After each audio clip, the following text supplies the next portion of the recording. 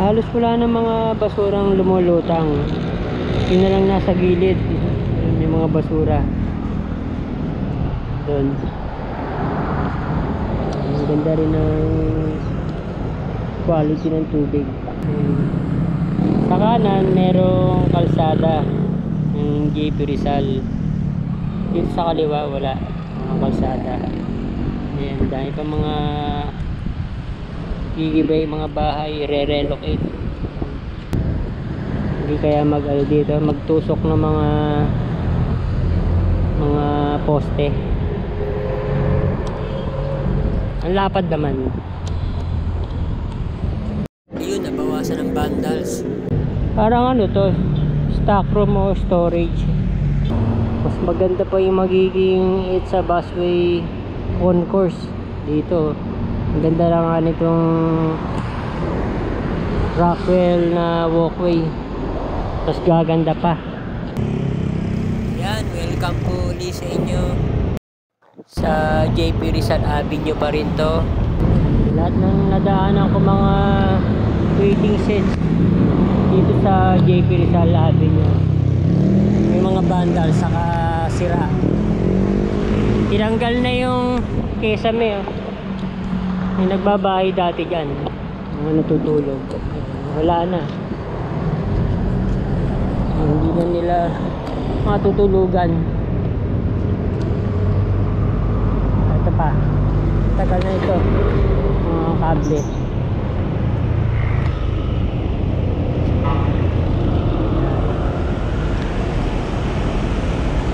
Yan, meron din mga street vendor.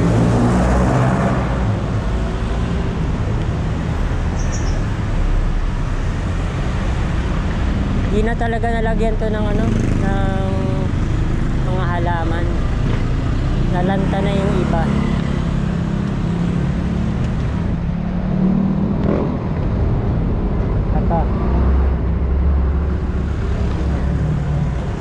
Yun, tinulugan yung yung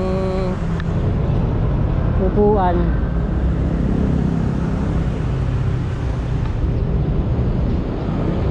Ano ka naman mamamasyal dito, ang daming mga lagi, mga street dwellers. Yun. Mga poste, may mga vandals.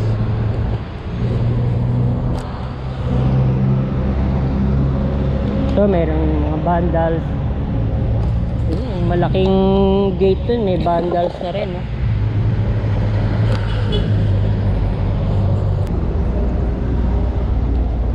So mayroong urban garden. Yan, nakapaglagay dito. Papaya. Ayan. Ano to? Talbos ng amote.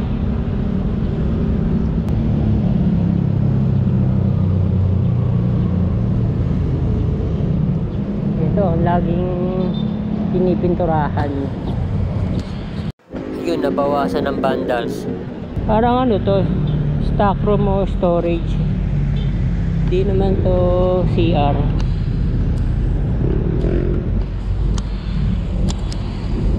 Aqua private residences.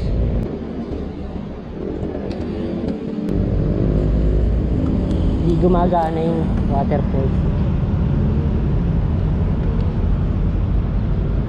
Sana mas marami pang puno para mas malamig yung init.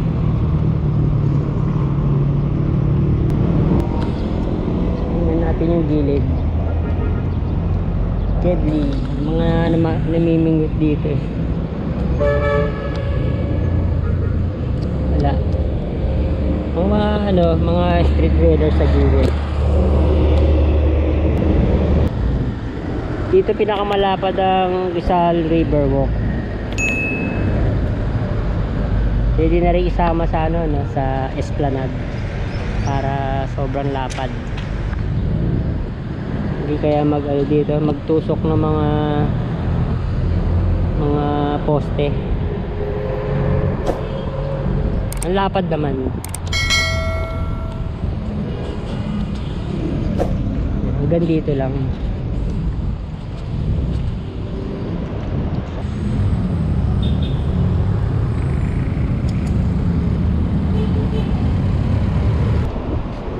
Tingnan na rin natin tong walkway na ginawa sa Rockwell Center. Ayun, nakadugtong na dun sa Proscenium Rockwell. Mas maganda pa yung magiging It's a Busway concourse dito. Ang ganda lang nga nitong Rockwell na walkway, mas gaganda pa.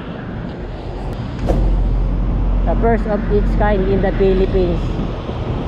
Ayan, nakadugtong niya sa power plant mall yung walkway. Ayan.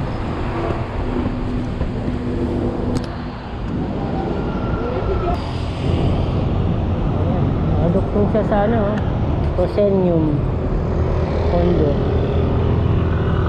Ang laki.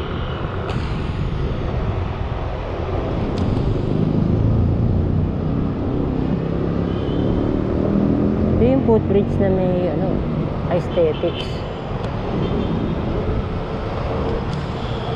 Hindi lang sa ordinaryong footbridge. Ang laki ng ng Proscenium. Dito wala nang walang pathway. Hanggang dito lang Hindi na itinuloy sa Estrella Street.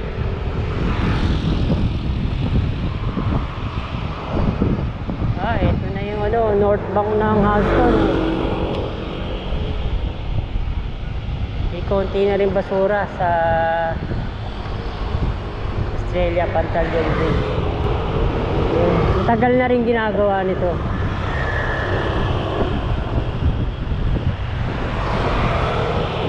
Ayan, may ginagawa pa. Meron pang ongoing. Meron pang construction doon sa likod ng Aqua. Ayan. Ginagawa. Ayan, ito yung mga villas.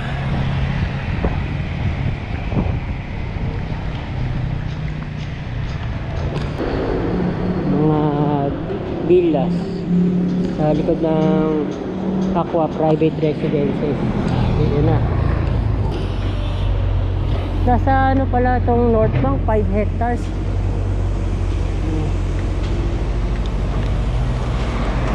Puno na ng mga vandals yung railings.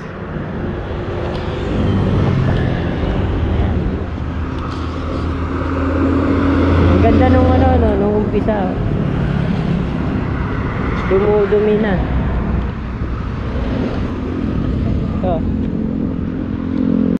Tingnan natin Ilog Pasig. Malapad din dito. Dito dadaan ng Esplanade. Sa showcase area, mga nasa 10 meters. Merong bangka tumatawid ng Ilog Pasig. Yan ang intersection. Pwede magtusok dito sa gilid. Pwede rin i-develop na lang tong area dito. Sa kanan pwede rin malapad naman. Pwede na rin yan Aram Parex, yung JP Rizal Extension Avenue. Halos wala ng mga basurang lumulutang. Yun na lang nasa gilid. May mga basura doon. Ang ganda rin ng quality ng tubig isa sa dati. Medyo na ngayon green.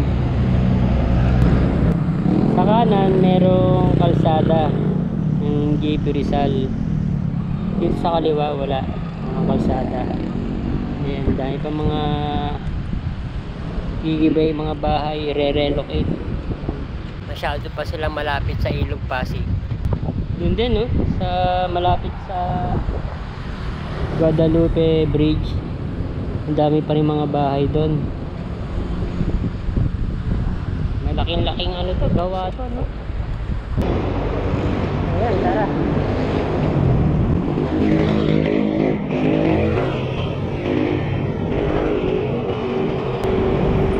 Dito nga pala tayo.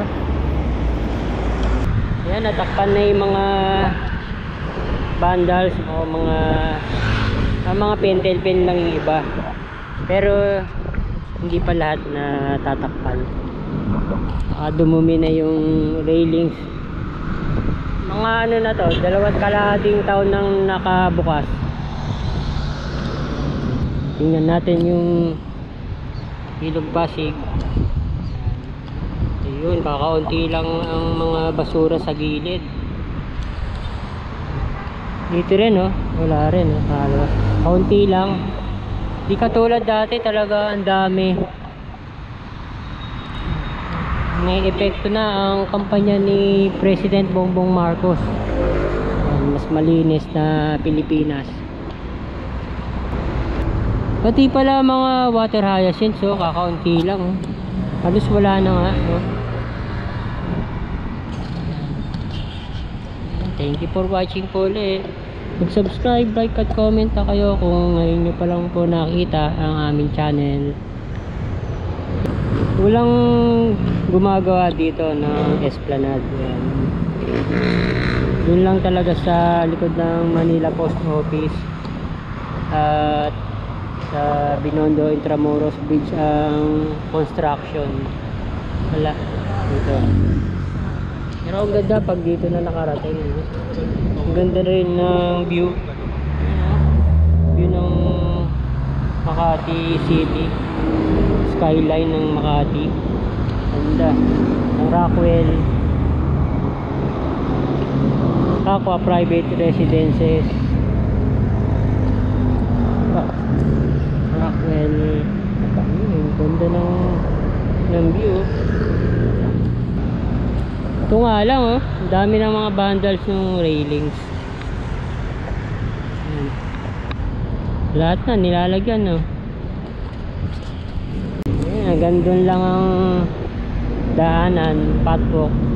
Meron ng railings at walang hagdan. Papuntang Estrella Street. Ito na yung JP Rizal Avenue. Thank you for watching po ulit, mga kabayan. Malaki na maibabawas nito sa traffic pag nagawa na yung Esplanade.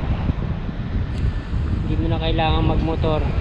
So pag jeep papuntang Maynila, dito ka na lang dadaan sa gilid ng Ilog Pasig.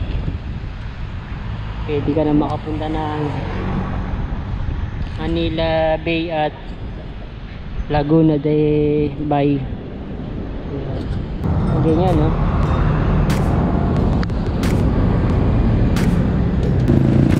Guadalupe Bridge din pinipinturahan.